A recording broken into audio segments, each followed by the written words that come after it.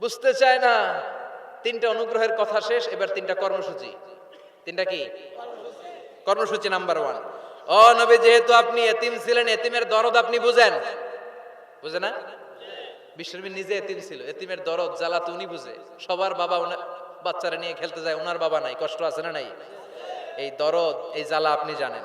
এজন্য আপনার প্রথম কর্মসূচি ফাআম্মাল ইয়াতীমা ফালা তাকহার। ও নবী, খবরদার, কখনো কোনোদিন এতিমের সাথে খারাপ আচরণ করবেন না। বিশ্বনবীরে বলার মাধ্যমে আমাদের সবাইকে আল্লাহ শিখালেন, খবরদার, ওয়া আম্মাল ইয়াতীমা ফালা তাকহার। এতিমকে তুচ্ছ জ্ঞান করো না। এতিমরে এতিম বানালো কে? তোমার বাবা মাকে বাঁচিয়ে রাখলো কে? তুমিও সমাজের এতিম হিসেবে বেড়ে উঠতে পারতা। চিৎকার করে বলেন ঠিক কিনা? এজন্য নবীরে বললেন, নবী, ফাআম্মাল ইয়াতীমা ফালা তাকহার, এতিমের সাথে কখনো খারাপ আচরণ করবেন না।